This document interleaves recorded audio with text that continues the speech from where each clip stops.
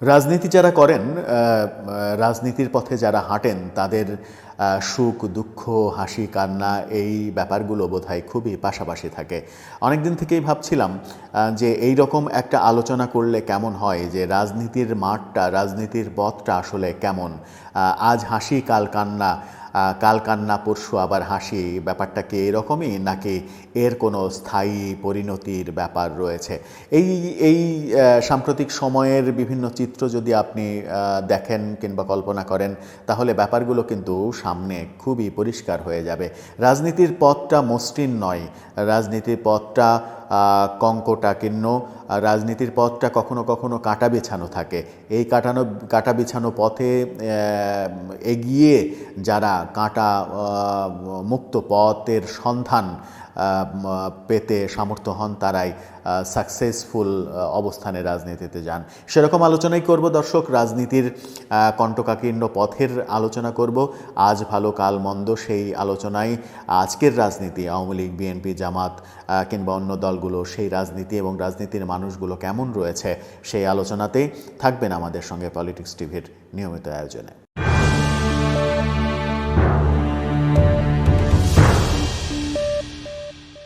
বলছিলাম রাজনীতির কঙ্কটাকীর্ণ পথের কথা। গতকালকে যে স্বপ্নের মতো সময় গিয়েছে, আজকে সেই সময়টা কাল হয়ে দাঁড়িয়েছে। এই সাম্প্রতিক সময়ের বিবেচনাতেই যদি দেখা যায়, 5 আগস্ট আমাদের 5 আগস্টে যদি একটা মধ্যরেখা আমরা টানি, তাহলে 5 আগস্টের আগের অবস্থা এবং পরের অবস্থা বিবেচনা করলেই ব্যাপারটা খুবই স্পষ্ট হয়ে যায়। 4 আগস্ট পর্যন্ত আওয়ামী লীগ সরকারের যে সকল মন্ত্রীরা দাপট দেখিয়েছেন, যে সকল এমপিরা দাপট দেখিয়েছেন, এমপি মন্ত্রী না হওয়া সত্ত্বেও বিভিন্ন রাজনৈতিক নেতারা রাজনীতির নামে যে দাপট দেখিয়েছেন, 5 আগস্টের পরে সেই দাপট ধুলোয় মিশিয়ে গেছে।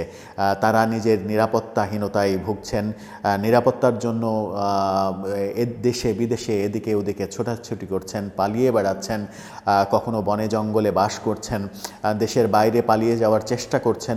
অথচ ঠিক সেই সময়ই 5 আগস্টের পরে, 5 আগস্টের আগে যারা বিভীষিকাময় দিন পালন করেছে, দিন কাটিয়েছেন, যারা জেলে থেকেছেন, তারা জেল থেকে মুক্ত হয়েছেন, অভিযুক্ত অনভিযুক্ত দাগী আসামি অনেককেই আমরা দেখেছি জেল থেকে মুক্ত হতে এবং স্বাধীন জীবন যাপন করতে, এবং 5 আগস্টের পরে তারা যেন বীর দর্পে রাজার আসনে চলে গেছেন, তারাই এখন সর্বময় ক্ষমতার অধিকারী।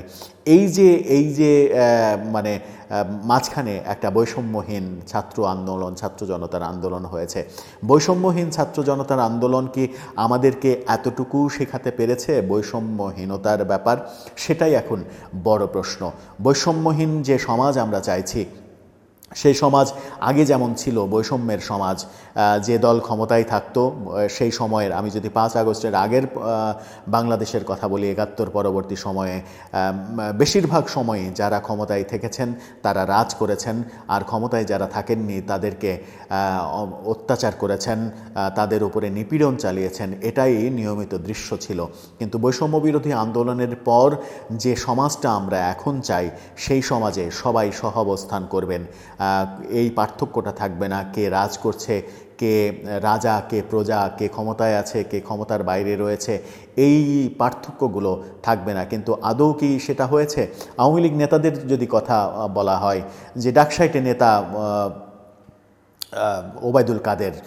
ওবায়দুল কাদের যে ডাকসাইটে প্রতিদিন সংবাদে মাইক্রোফোন পেলেই বড় বড় কথা শুনেছি তার, বড় বড় ভাষণ শুনেছি তার, সেই ওবায়দুল কাদের এখন দেশে নেই। কোথায় আছেন আমরা কেউ জানি না। অনেকে বলেন তিনি ভারত হয়ে এখন দুবাইতে অবস্থান করছে। যে ডাকসাইটে নেতার হাতে সমস্ত পুলিশ বাহিনী ছিল, আসাদুজ্জামান খান কামাল স্বরাষ্ট্রমন্ত্রী, পুলিশকে নিয়ন্ত্রণ করেছেন, পুলিশকে দিয়ে যা খুশি তাই করিয়েছেন, পুলিশকে দিয়ে বিএনপির প্রতি নির্যাতন করিয়েছেন। শুধু তাই নয়, তাকে কেউ কেউ বিভিন্নভাবে বুঝিয়ে দলের নেতাকর্মীরাই দলের অন্যান্য নেতাকর্মীদের শায়েস্তা করেছে পুলিশ দিয়ে। হাইব্রিড ভাই লীগ, বোন লীগ, নেতা লীগ, পাতি লীগ, এরকম বহু কথা শুনেছি। পুলিশ কী না করেছে, পুলিশকে দিয়ে কী না করিয়েছেন তিনি, সেই আসাদুজ্জামান খান কামাল আজকে কোথায়, তার কোনো সন্ধান নেই। অনেকে বলেন তিনি এখন থাইল্যান্ডে পাড়ি জমিয়েছেন, অল্প কিছুদিন আগে তিনি পালিয়ে গেছেন, কিন্তু কীভাবে পালিয়ে গেলেন সেটাও একটা বড় প্রশ্ন। আওয়ামী লীগের ডাকসাইটে নেতারা আজকে প্রায় সালমান এফ রহমান জেলে কারাগারে ভুগছেন, দুর্নীতির মহা সমুদ্রে থাকা জুনায়েদ আহমেদ পলক জেলে ভুগছেন। এই রকম চিত্র যখন দেখছি তখন বিএনপির যেসব নেতারা জেলে ছিলেন, যেসব দাগী আসামিরা জেলে ছিলেন, তারা জেলের বাইরে এসে এখন শান শওকতে রয়েছেন। এই যে রাজনীতির দুইটা দৃশ্য, দুই মেরু, এই দুই মেরু থেকে আমাদের মুক্তির আদৌ পথ আছে কিনা আমরা যারা সাধারণ জনগণ। বলছিলাম বৈষম্য বিরোধী ছাত্র আন্দোলনের কথা। বৈষম্য বিরোধী আন্দোলন হলো ঠিকই, কিন্তু আমরা কি বৈষম্য বিরোধী সমাজে বাস করতে পারছি? এখনও কিন্তু মব জাস্টিস হচ্ছে।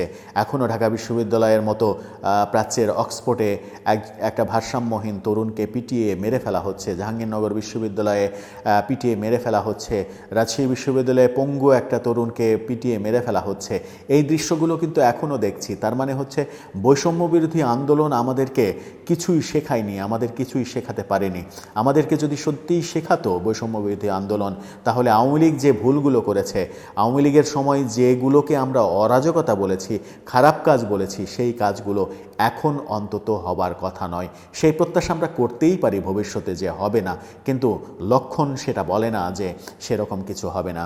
আজকে আওয়ামী লীগ যখন অসহায় জীবনযাপন করছে, তখন বিপক্ষ দলরা বিএনপি, জামাত সহ যারা বৈষম্য বিরোধী আন্দোলনের সঙ্গে সরাসরি সম্পৃক্ত ছিল, তারা কিন্তু রাজ করছে সমাজে।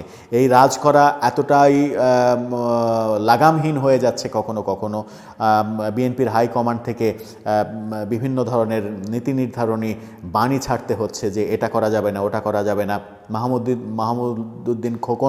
মাহবুবউদ্দিন খোকন তাকে দেখেছি আমরা শোকজ করতে, বিএনপি শোকজ করেছে।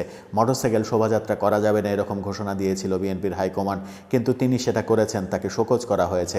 অর্থাৎ এই অবস্থায় তারা যেন বেসামাল না হয়ে যায়, তার জন্য দলীয় হাইকমান্ড থেকে নানা রকমের শাস্তিমূলক ব্যবস্থা নিতে হচ্ছে। বলছি ওই কারণেই যে বৈষম্য বিরোধী ছাত্র আন্দোলন থেকে আমরা আদৌ কিছু শিখেছি কিনা। যদি শিখে থাকি তাহলে আগের বৈষম্যর ব্যাপারগুলো এখন ঘটবে না। আমরা নতুন একটা সমাজ পাব, নতুন একটা দেশ পাব, যে দেশে বর্তমানে একটা অন্তর্বর্তীকালীন সরকার বাস করছে, রাজ করছে। অন্তর্বর্তীকালীন সরকার যাওয়ার পরে একটা রাজনৈতিক সরকার নতুন করে আসবে।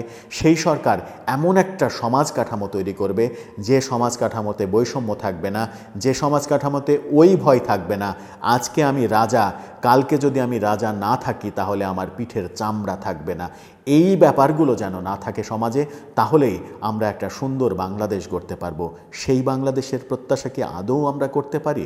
আপনার কি মনে হয়, করতে পারি নাকি আদৌ সেটা দুঃস্বপ্ন?